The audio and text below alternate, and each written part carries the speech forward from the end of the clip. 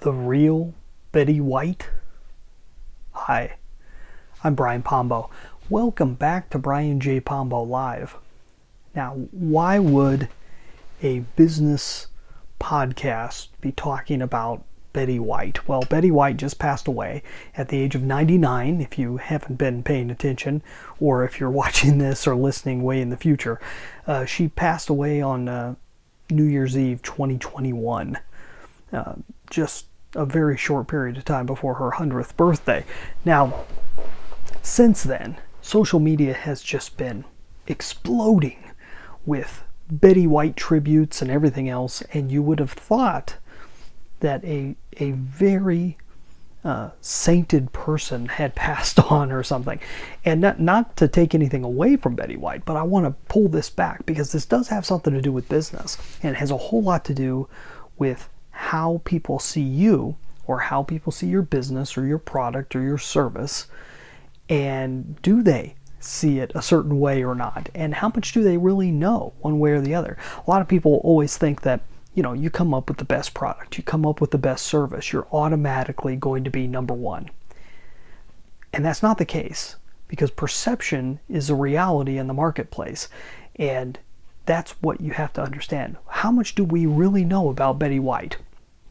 Well, I could speak for myself. I know that she's been in movies for years. She was on television for years, even before Golden Girls. Most people remember her from Golden Girls. Many people may remember her from some of her later shows that she was on. And a lot of people, older people, may remember her from Mary Tyler Moore Show and other older shows previous to that.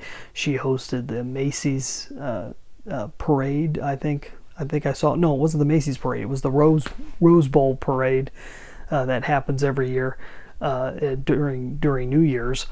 And she's done a number of things. She's done game shows and everything else. She's just one of these figures that has been relatively, known, but not necessarily a huge, massive star.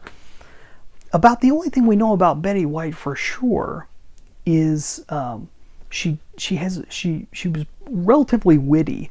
So you may have seen an interview with her here or there, and she was quick on her feet. Especially even in her older age, she was quick with a joke back when somebody would bring something up. She'd have something quick on the tip of her tongue, which was pretty amazing.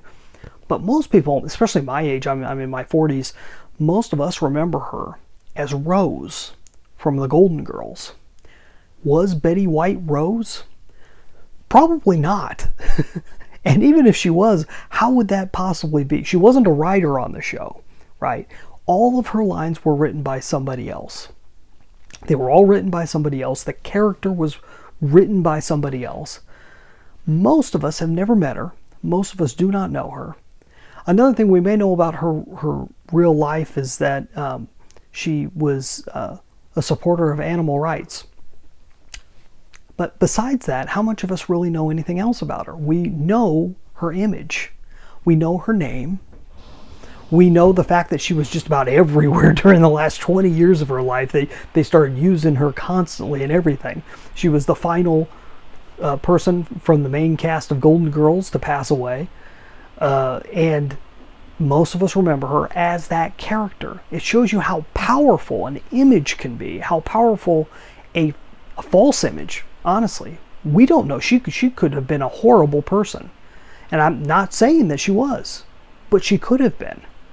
And we don't know. Most of us had never met her. Most of us don't know anyone who has ever met her. So how do you really know? What are we really believing? What we're believing in, what we're celebrating, is a character that we watched on TV during the 80s and 90s. That's what we're celebrating.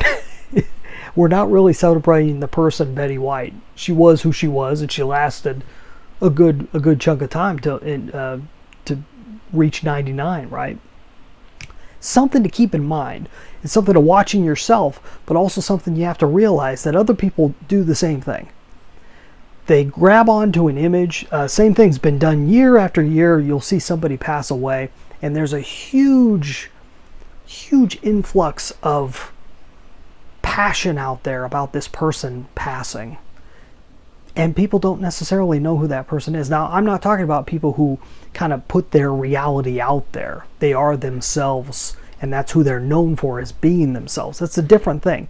But you talk about somebody like Princess Diana, who when she passed, it was a huge deal. I believe she passed on the same day or very close to the same day as Mother Teresa. But most of the media was about Princess Diana. Most people don't know much about her. They saw her out there. She was pretty. She was a princess. And other than that, most people didn't know much. In years since, you've seen TV shows like The Crown and other things that have shown more of a human being with flaws and so forth, whereas she wasn't treated that way at the time of her passing. She was treated as if she was beyond royalty, more of a saint in a sense. And so these are interesting things. It's not to tear down anybody that's passed away. But notice that people latch on to lies, in a sense. Or what could possibly be a lie, which is a character somebody plays. Actors, people do this with actors and actresses often. They fall in love with a character that person plays, or that person plays similarly over and over again in movies. And they fall in love with that. They don't know anything about the person, but they're attached to that image. They're attached to the person. There's something very strong about human connection and being able to connect with somebody. And when you're able to connect with a real person, who they really are, or as close to as possible as who they really are through different types of media, that's powerful. That's something that can take you and your brand farther and farther and farther. It doesn't need to be with everybody. It just needs to be with a select audience, with a select group of people that you're trying to reach. That's your ideal client, your ideal customer. That's who you gotta focus on, and you've got to get your image out there and let them get to know you. And the closer it is to reality, hey, great. But people don't care whether it's real or not. People care whether they connect. So hopefully that makes sense. Go check out my book, 9 Ways to Amazon Proof Your Business. I have a whole chapter dedicated to being somebody and taking a nobody and making them somebody in a sense. And so it's all business oriented. 9 Ways to Amazon Proof Your Business. You can get a free copy at AmazonProofBook.com. That's all I got for tonight. Hey, get out there and let the magic happen.